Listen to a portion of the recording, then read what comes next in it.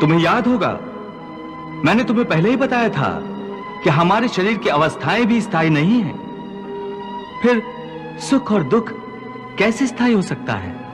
इसका अर्थ है कि सुख के साथ साथ मनुष्य को दुख भी भोगना पड़ता है। हाँ पार्थ, सुख और दुख एक ही चक्र के दो अर्ध भागों की भांति हैं।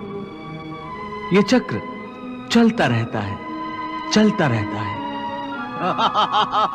कभी प्राणी सुख में हंसता है,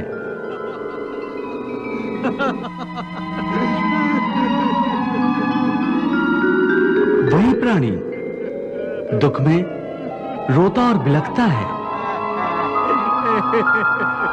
परंतु काल चक्र कभी नहीं रुकता। सुख दुख का यह चक्र चलता ही रहता है और मनुष्य के जीवन में सुख और दुख लगातार आते जाते रहते हैं। न चक्र ठहरता है, न ही सुख या दुख मनुष्य के जीवन में ठहर पाते हैं। यदि सुख आया तो वह सदा नहीं रहेगा और यदि दुख आया तो वो भी सदा नहीं रह पाएगा।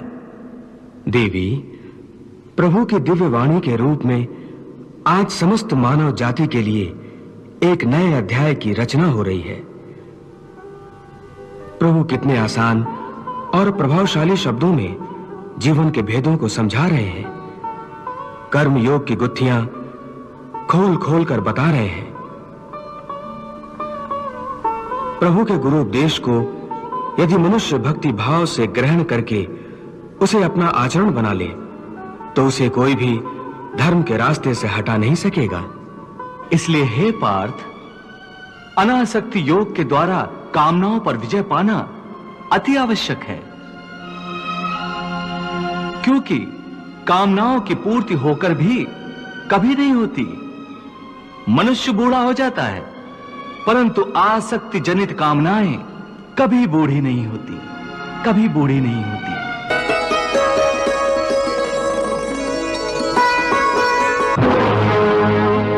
पार्थ, एक कामना अनेक कामनाओं को जन्म देती है।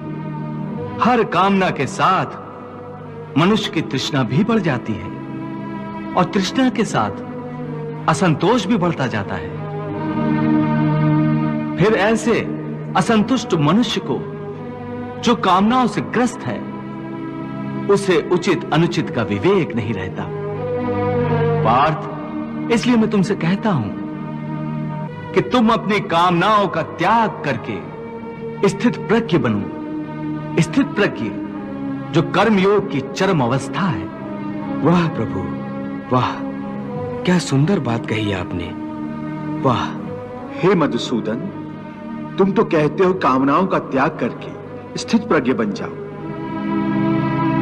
परंतु स्थित प्रज्ञ बनने के लिए सबसे आवश्यक क्या है? स्थिर बुद्धि। स्थिर बुद्धि? परंतु मनुष्य अपनी बुद्धि को स्थिर कैसे रख सकता है? आशा और निराशा दोनों से मुक्त होकर ही बुद्धि को स्थिर किया जा सकता है। बुद्धि स्थिर होगी तो इंद्रियों के विषयों का बल टूट जाएगा। यदि कोई किसी इंद्रिय को ही काट कर फेंक दे तो क्या उस इंद्रिय का विषय नष्ट हो जाएगा?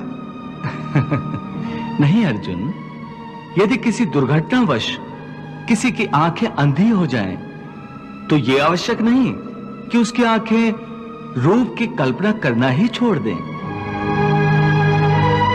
आंखें ना होने पर भी उसका मन ऐसे दृश्यों की कल्पना कर सकता है जो उसे विषयों के मुंह में फंसाए चले जाए।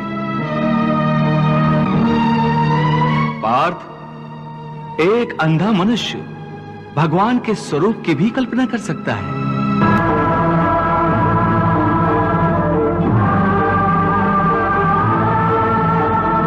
और एक नारी के शरीर की भी कल्पना कर सकता है।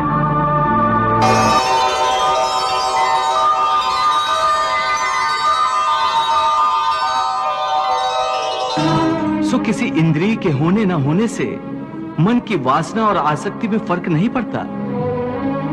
हे अर्जुन, तुम यूं समझो कि जैसे कोई मनुष्य आंखें बंद करके यह प्रदर्शन कर रहा है कि वो भगवान का ध्यान लगाए बैठा है, परंतु वास्तव में उसके मन की आंखों में भगवान की मूरत नहीं, अपनी प्रेमिका का शरीर घूम रहा है।